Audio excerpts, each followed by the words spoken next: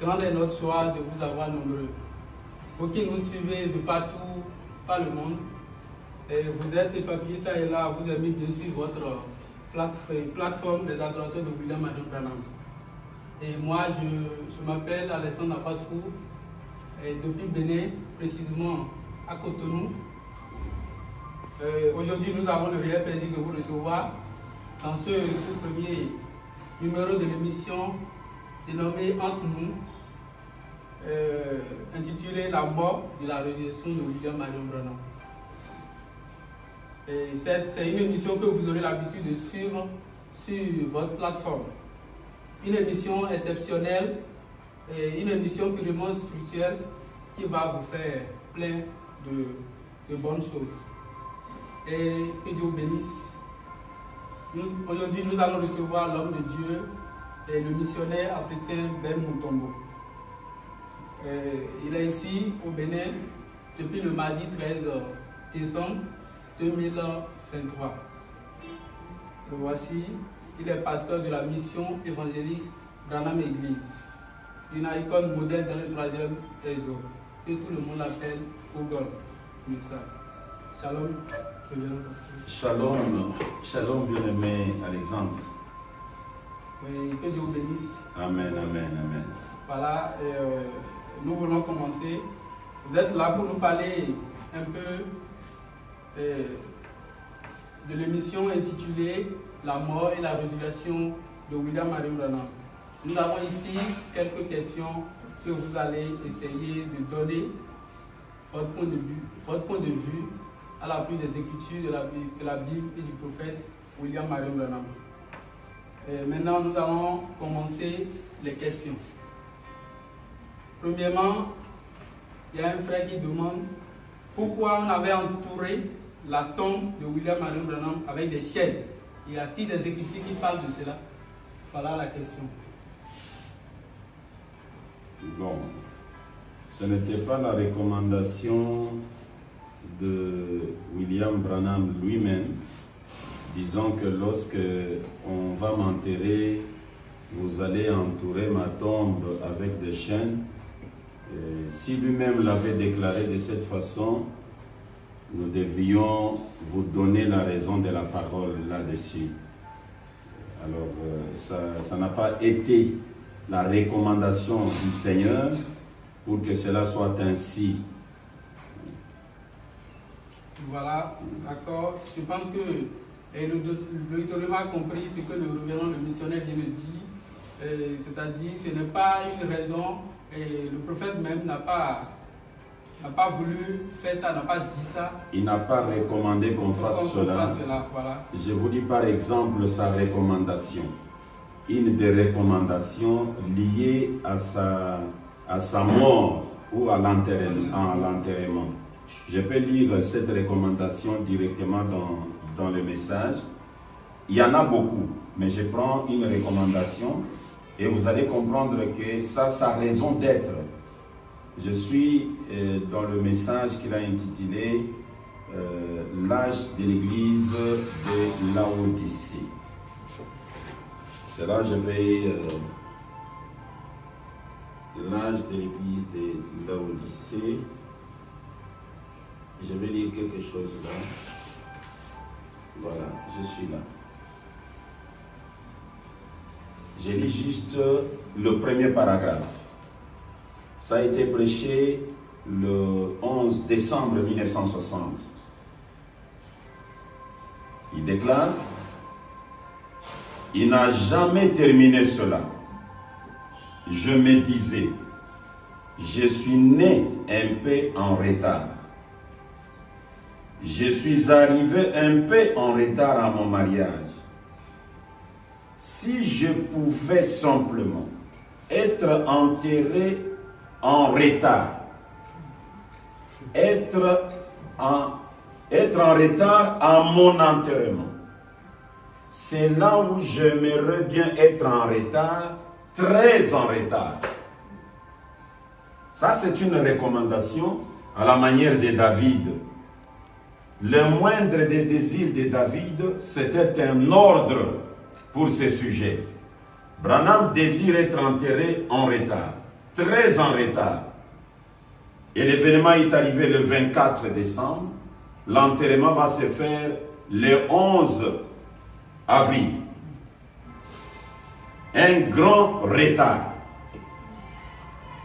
Et quand vous entrez maintenant dans les Saintes Écritures, vous allez comprendre que William Branham lui-même dit « Ma vie est cachée dans la nature ». Là, c'est dans qu'est-ce qu'est le Saint-Esprit. Le paragraphe 39. Il dit « Ma vie est cachée dans la nature ». Si vous observez la nature, quand est-ce que la nature meurt et quand est-ce que la nature revient à la vie, ma vie est cachée là-dedans.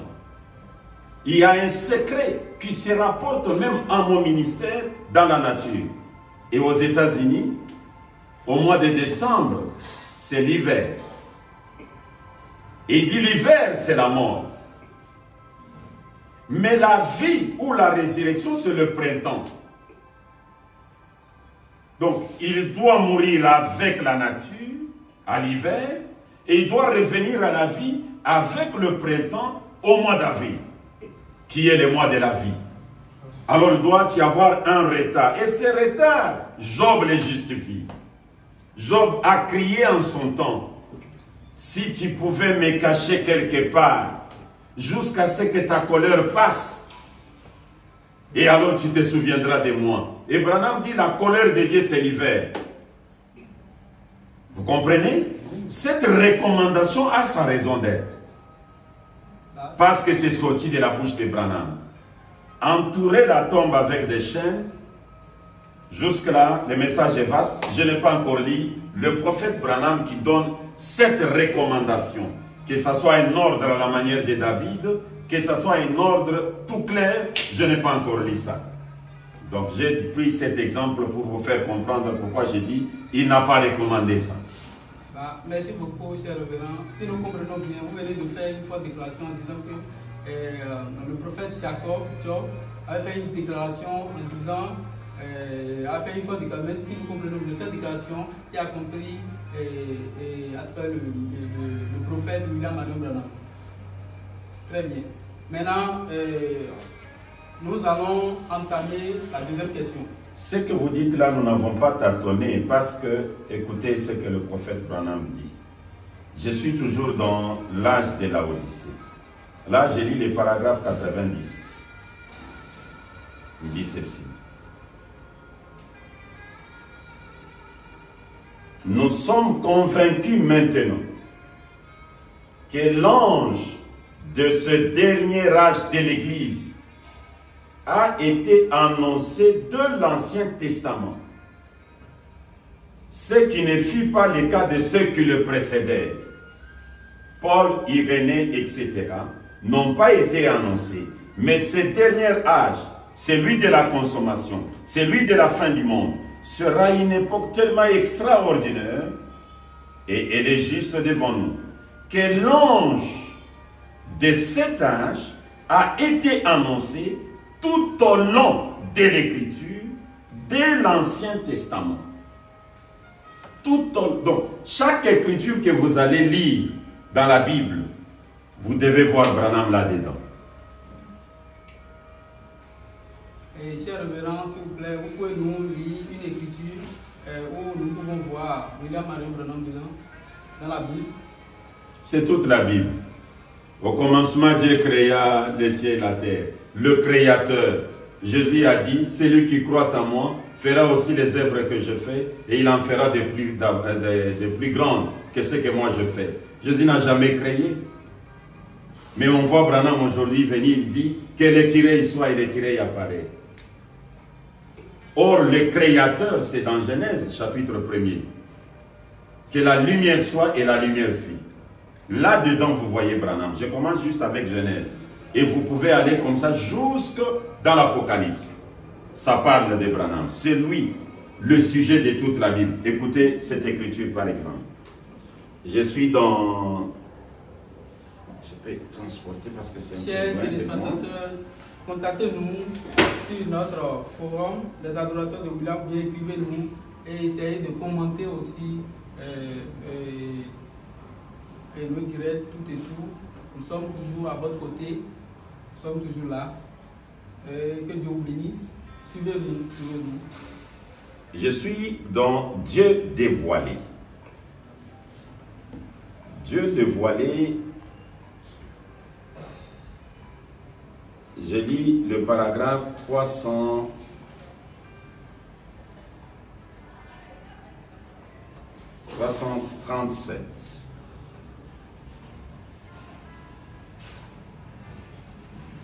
Je lis. Toutes, voyez-vous, toutes les paraboles de la Bible, tous les types de la Bible sont manifestés ici même devant nous. Le même Dieu dans la colonne de feu qui a écrit la Bible, l'Ancien Testament aussi bien que le Nouveau, est ici même en train de la manifester, de montrer précisément ce qu'il en était et d'en donner l'interprétation lui-même. C'est Branham qui parle. C'est lui-même, c'est clair. Alors vous comprenez que tout parle de lui. Il est venu lui-même pour interpréter toute la Bible, l'Ancien que le Nouveau. Et tous les ombres et les types de la Bible s'est accompli au Branham Tabernacle. Et ce Branham, voilà, on peut avancer. Très bien, j'espère que le monde entier a compris la première question. Nous allons entamer maintenant la deuxième question qui dit ceci. Oui. La deuxième question dit, pasteur, pouvez-vous nous éclaircir au sujet de l'aigle en or qui a été volé sur le tableau de William Marion Branham? La Bible est simple. L'homme le plus sage de la Bible est Salomon. C'est dans Ecclésiaste. Je crois que ça doit être le chapitre 3. Salomon dit ceci. Il y a 3 choses, voire même 4, que je n'arrive pas à maîtriser. J'ai cherché, je n'ai pas compris.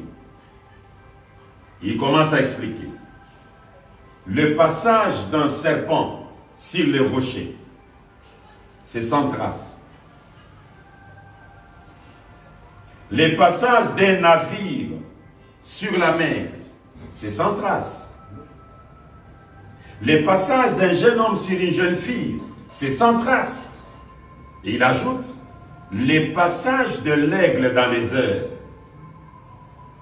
c'est sans trace. Imaginez-vous, l'aigle c'est les prophètes. Et on enterre Branham. On fait l'aigle en or. Donc un prophète Dieu. L'or c'est la divinité.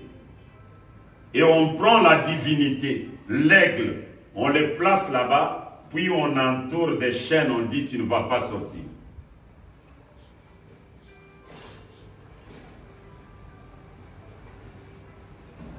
Et quand il revient, il trouve que l'aigle n'est pas là. Ils disent on a volé. Quand l'aigle s'envole, il ne laisse pas de traces. Ceux qui peuvent retrouver les traces de l'aigle, ce sont les aiglons. Il n'y a que l'aiglon qui peut dire maman est partie comme ça. Papa aigle est parti comme ça.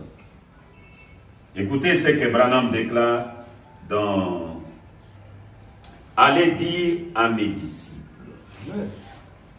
Allez dire à mes disciples. Je dois trouver ça. Mon cher frère et soeur, suivez-nous vraiment. Et le révérend dit il y a 4 choses que le prophète Salomon ne pouvait pas comprendre, n'arrive pas à comprendre, alors que c'est un homme intelligent que nous voyons dans la Bible. Mais il y a 4 choses. Et nous voyons que cette prophétie maintenant, nous voyons que ça s'accomplit, c'est accompli sur notre grand prophète William Marion Branham.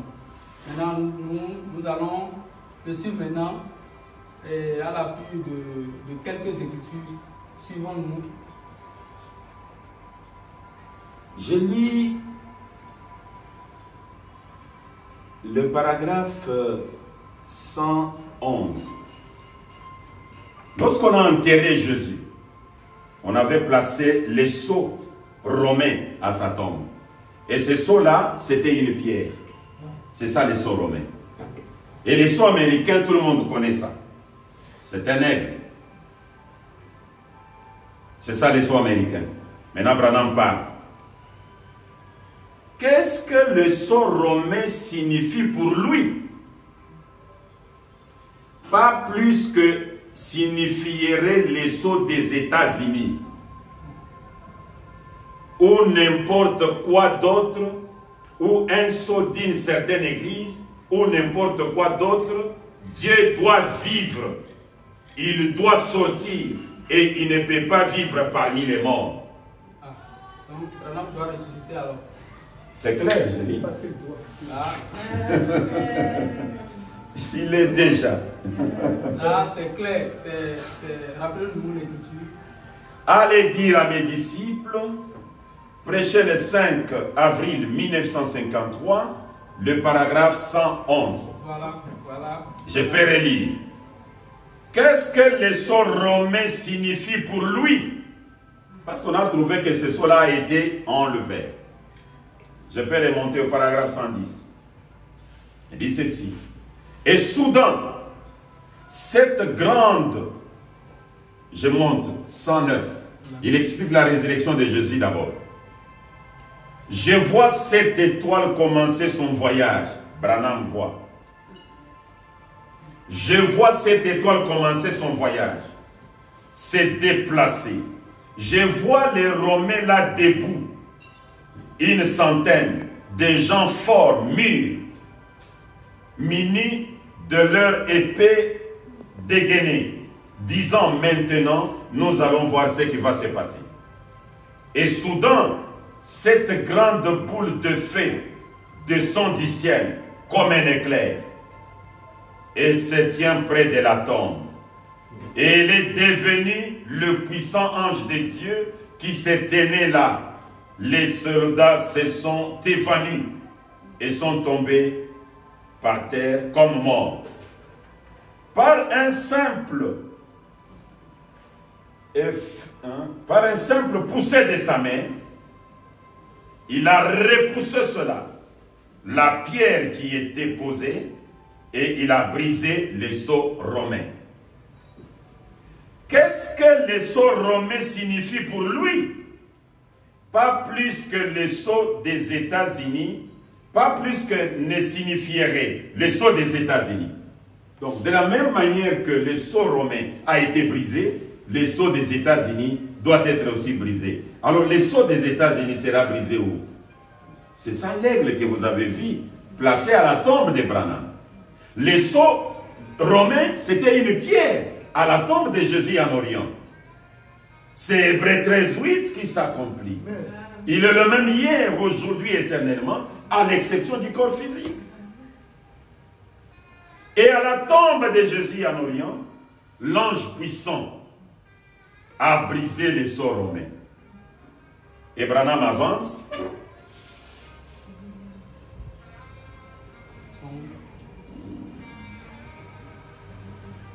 En tout cas,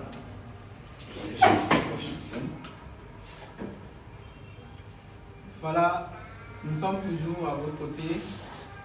Et Branham fait, nous voyons que Branham fait la comparaison après avoir expliqué pour Jésus. Maintenant, il vient sur lui maintenant pour parler de lui-même.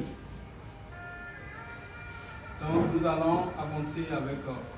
Je lis le paragraphe 107. Écoutez comment il promet quelque chose là-bas.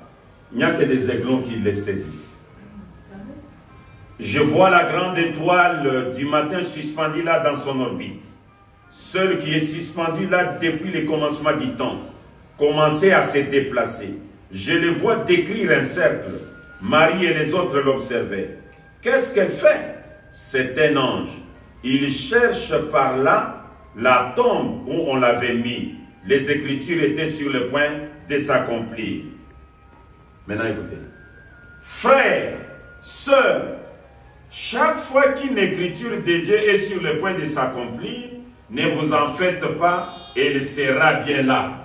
Cette étoile du matin là, elle sera bien là. Là, c'est clair. C'est clair. Je pense que Les frères et sœurs. C'est cela la disparition de l'aigle. Voilà. L'aigle, c'était les sceaux américains. Et ce qu'on a remplacé là-bas, si l'homme était spirituel, il allait abandonner ça. Mais ils sont venus, ils ont remplacé encore un autre aigle. Là, c'est un autre aigle. Mais l'aigle en or, le prophète Dieu, est parti. Là, c'est clair, c'est clair. Nous voyons maintenant que William Marion Branham est bel et bien ressuscité. À travers cela, à travers l'écriture que le revenant vient de lire maintenant, nous voyons que tout est clair. Nous allons rapidement entamer la troisième question, qui dit ceci. William Marion Branham avait dit que la colonne de feu est la partie de son corps. Mais comment ça fait que Branham est dans la tombe, mais la colonne du feu apparaît au-dessus de sa tombe? Est-ce que cette colonne de feu, c'est William Marion Branham? Voilà la question. La colonne de feu, c'est un corps qui cache Dieu à l'intérieur. Et Dieu qui est à l'intérieur, nous pouvons le découvrir en Afrique du Sud. Là, vous prenez le sermon intitulé « La foi », prêché en 1952, le 25 juillet 1952. Là où il est en train de faire le rapport du voyage missionnaire en Afrique du Sud. Commencé depuis le paragraphe 10 jusqu'au paragraphe 13. Il explique l'événement de ces deux prédicateurs, le prédicateur hollandais, qui s'est tiraillé sur le ministère de Branham. L'autre dit c'est du diable, l'autre dit non, c'est Dieu qui nous a visités. Et celui qui avait dit c'est Dieu qui nous a visités, il est allé prier pour son frère incrédule. Pendant qu'il priait, la colonne de feu est venue. Et il s'est déployé. Et Branham dit, quand il s'est déployé, un ange est sorti. C'est lui qui marche dans la colonne de feu. Il est sorti dedans et il est venu la poser sa main sur la chemise, sur le dos de l'autre. Il lui a dit, va voir ton ami, va lui dire ce qui vient d'arriver. Et quand on amène la chemise sur Branham, Branham était dans l'hôtel comme nous sommes dans l'hôtel ici. Il était en train de méditer à l'intérieur et le monsieur, le pasteur est arrivé dehors. Billy Paul dit, papa est à l'intérieur, il est en train de méditer, mais comme vous expliquez l'événement, je dois le voir. Quand il toque, papa répond à l'intérieur, Paul, je suis au courant, amenez-moi la chemise. On a amené la chemise, on met là-bas, il prend sa main gauche, il met même les empreintes digitales. L'ange puissant qui marche dans la colonne de feu, c'est la théophanie de Branham. C'est le double de Branham. L'ange qui ressuscita Jésus d'entre les morts, c'est la théophanie de Branham. Prenez l'histoire de Garnett, le frère Garnett, un ami à Branham. Il était boité. Il est tombé malade. William Branham allait le visiter toujours. Frère Joseph a publié son témoignage. Un jour, Garnett est là, frère Branham n'est pas venu. Il a vu seulement la colonne de feu entrer. Sillonner dans la chambre, sillonner, et puis la colonne de feu est sortie. 2 semaines après, William Branham arrive. Garnett lui dit, mais frère Branham, à votre absence, un événement s'est passé ici. C'était quoi? Il dit, une lumière est venue sillonner dans la chambre ici. Et puis c'est parti. Branham lui demande, c'est avec quelle couleur? Il lui répond, ça avait la couleur jaune verdâtre. Il dit, ah, c'était moi qui étais venu vous rendre visite. C'est un témoignage que vous pouvez trouver à la voix de Dieu. J'en ai moi-même, si je fuis ici, je vais vous les donner. C'était moi qui étais venu vous rendre visite. Donc quand vous voyez la colonne de feu, c'est la théophanie de Branham. Il peut se déplacer en théophanie comme dans sa chair. Donc il n'y a rien qui peut scandaliser en voyant la colonne de feu sillonner à la tombe de William Branham. C'est lui-même qui sillonne là-bas. Là, c'est clair. D'accord. On peut rapidement entamer la question numéro 4. Oui. On dit, qu'est-ce qui faisait que Branham, un père de 56 ans, étant mort, puis se rajeunir comme un jeune garçon de 22 ans? Ça, il en a parlé. Il a parlé de ça dans le message qu'il a intitulé « Faire sortir la pression ». Si je commence à la chercher, si je vais la trouver, mais je vais d'abord vous relater l'événement qu'il a dit là-bas. Oui, je vais trouver. Pendant que je cherche, je suis en train de vous relater. William Branham dit ceci. L'aigle, quand il vieillit, il a une croûte sur sa tête ici. Et lorsqu'il vieillit, la vision commence à le fuir un peu. Il comprend que c'est le moment pour moi de rajeunir. L'aigle doit aller très loin dans les rochers. Et Branham dit, son travail, c'est de frapper la tête contre les rochers. Il va cogner, il va cogner, il va cogner, jusqu'à ce que, ici, ça va se déchirer. La pression sort. Quand la pression sort, l'aigle doit rajeunir, redevenir encore jeune. Et Bill Branham, en tant que l'aigle Jéhovah,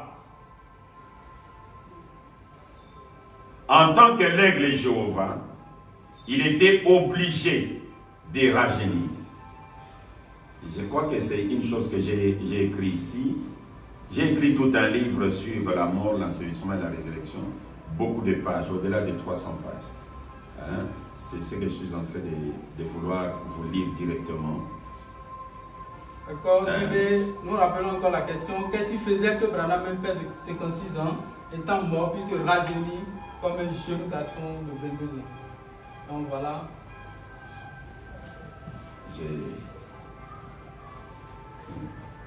C'est très profond.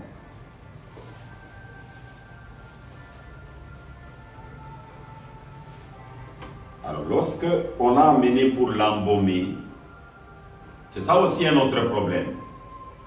Parce que le rajeunissement de William Branham était lié aussi à l'embaumement.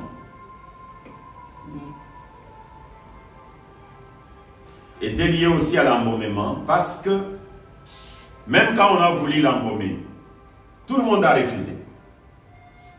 Et après un moment, Billy Paul a donné l'ordre qu'on puisse l'embaumer. Et en donnant l'ordre qu'on puisse l'embaumer, ils se sont souvenus. Ah, Jésus était embaumé, cela n'a pas empêché sa résurrection. Et quand on a voulu l'embaumer, la première des choses qu'on a fait, on a ouvert ici pour que la pression sorte de William Branham. Et quand on a ouvert sur sa tête, et même ne sachant pas qu'ils avaient affaire à un aigle, quand ils ont ouvert, la pression est sortie. À la grande surprise, même Billy Paul n'a pas reconnu son père. Il était redevenu jeune. C'était quoi? C'est l'aigle qui redevient jeune. Donc, dans le message qu'il a intitulé « Faire sortir la pression », au lieu que je prenne beaucoup de temps, pendant qu'on continue avec d'autres questions, je pourrais retrouver la déclaration et la lire. Donc, il devait redevenir jeune en tant que l'aigle Jéhovah. Il doit faire le retour sur lui-même.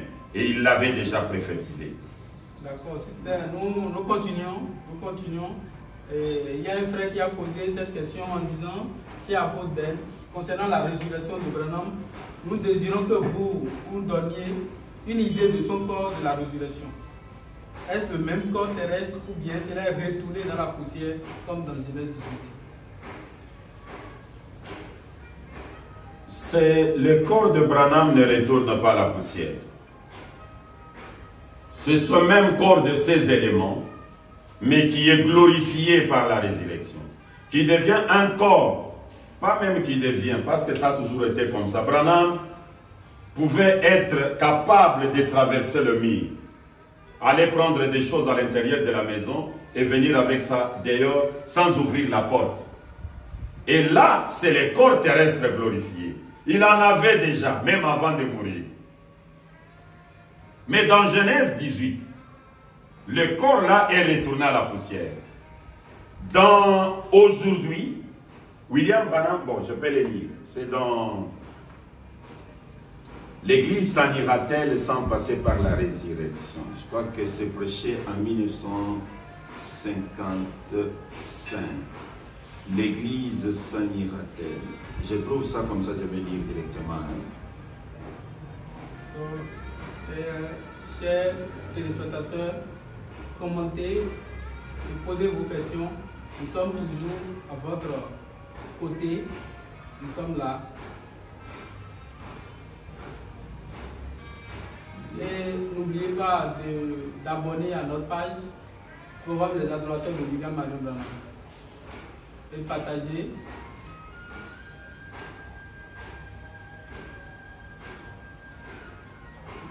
Le frère demande, est-ce le même corps terrestre ou bien cela est retourné dans la poussière comme dans Genèse 18? Le corps d'aujourd'hui ne retourne pas à la poussière.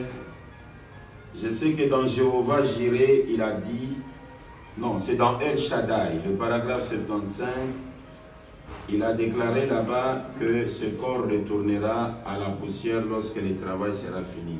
Maintenant, je voudrais ajouter la parole à la parole. Et il y aura la différence entre le corps de Genèse 18 et le corps d'aujourd'hui. L'Église s'en ira-t-elle?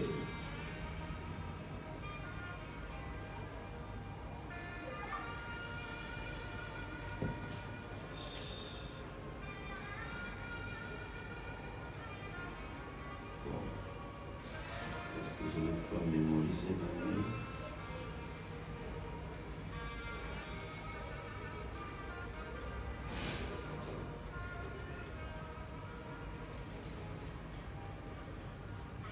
Dans l'Église s'en ira-t-elle?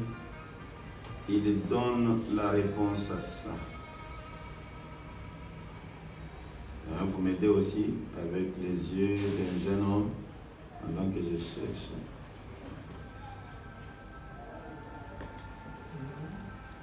Il n'y en a pas.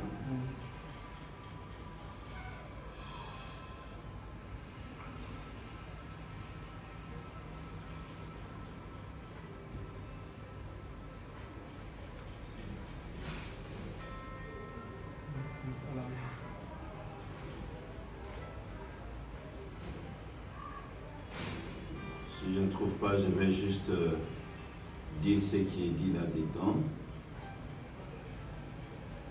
L'Église s'en ira-t-elle?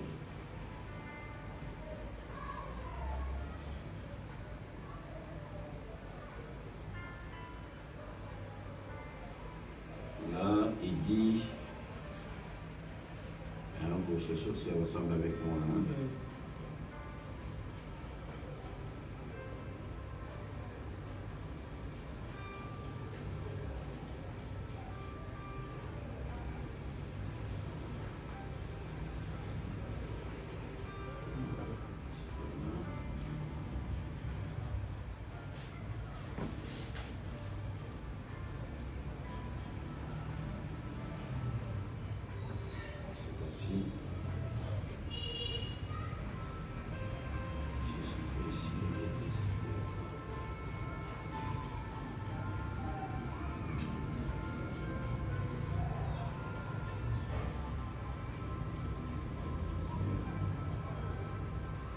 Voilà. L'Église s'en ira-t-elle avant la tribulation? Je suis là. Heureusement. Je vais lire.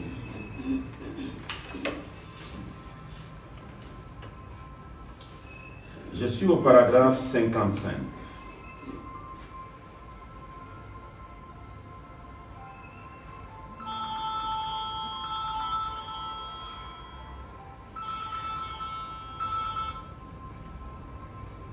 Suivez.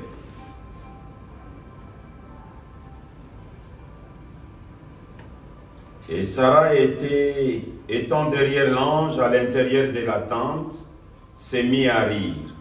Et l'ange, les dos tournés à la tente, dit, pourquoi Sarah a-t-elle ri? C'était le messager. Oh, comprenez-vous de quoi je parle? On descend, on prend le paragraphe 58.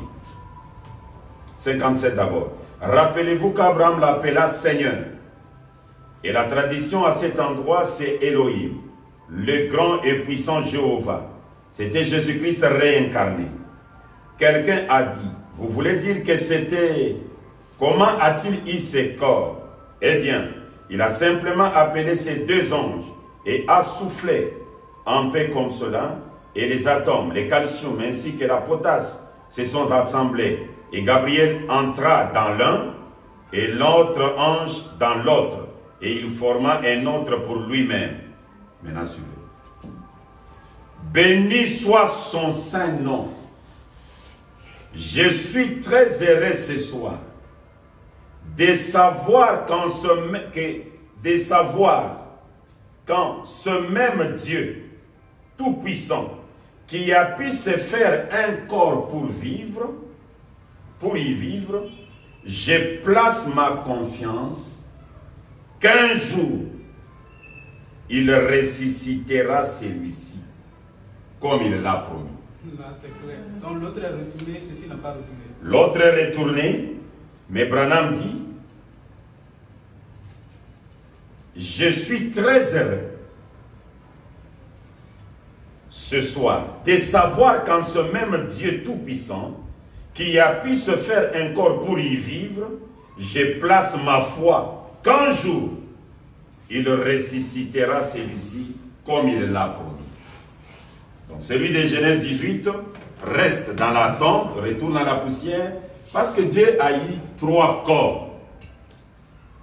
Il était en train de se rapprocher de l'homme. Il y a eu le premier corps dans l'Ancien Testament, le corps de Genèse 18. Le deuxième corps, c'est le corps de Jésus-Christ. Ce corps qu'il avait rendu littéralement péché, afin de devenir maintenant lui-même l'un d'entre nous. Vivre avec nous. Connaître les difficultés que les êtres humains ont. Et ce troisième corps, c'est la perfection. Ça ne peut pas disparaître. Il dit, ma foi, ma confiance est en Dieu, qu'il ressuscitera celui-ci. Voilà. Là, c'est clair, c'est clair. Je pense que le frère est satisfait. Parce que moi, je suis convaincu avec la citation que le reverend vient de lire maintenant. Maintenant, nous allons entamer la dernière question.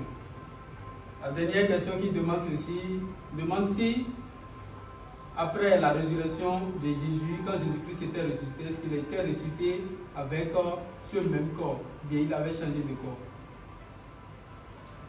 Le prophète Branham répond à cette question, c'est dans question-réponse de 1959. Je crois que je peux trouver ça si je regarde. Je peux trouver ça. Il a répondu. Ça ne sert à rien que je puisse répondre à la question que lui-même a déjà répondu. Ça demande seulement que je répète. Question-réponse.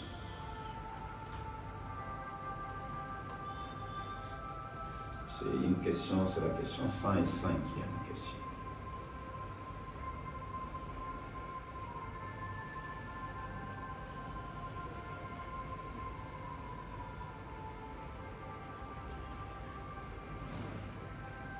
N'oubliez pas de commenter et de poser vos questions. N'oubliez pas de partager aussi.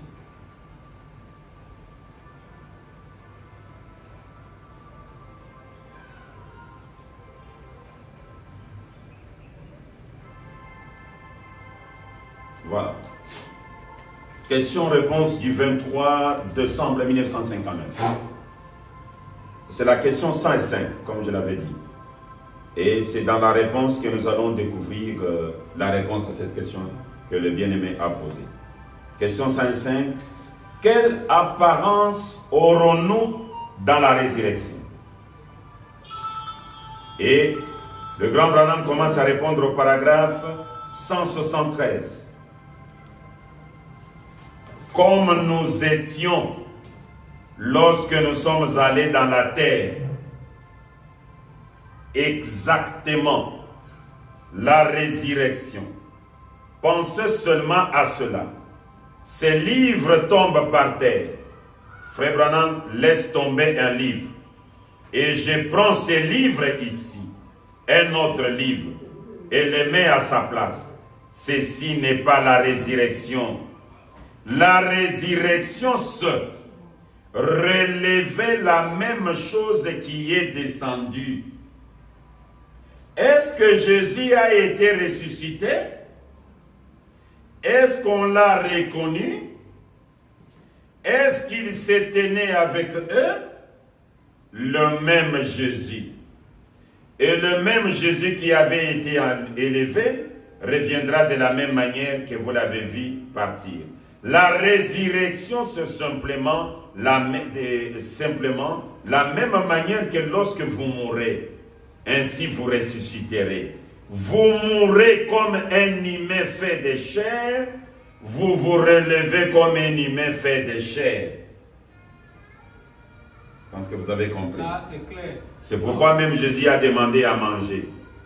Quand il est ressuscité, il a dit aux disciples, c'est moi.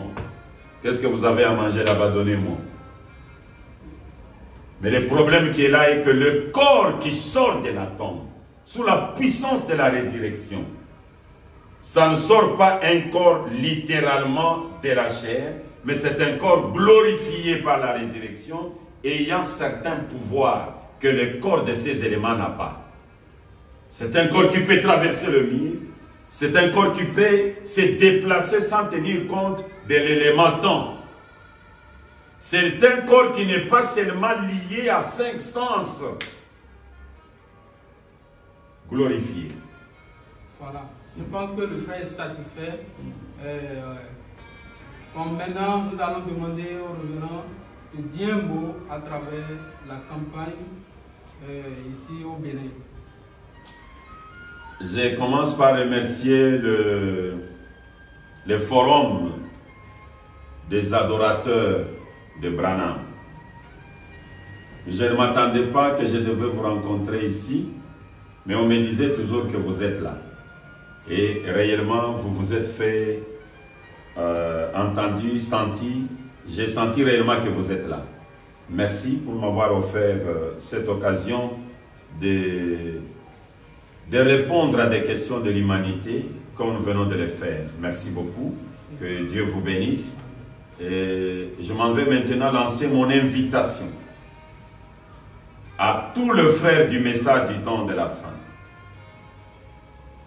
Adorateurs de Jésus, adorateurs de Branham, qui que vous soyez, même si vous n'êtes pas dans le message, mais l'homme William Marion Branham vous préoccupe.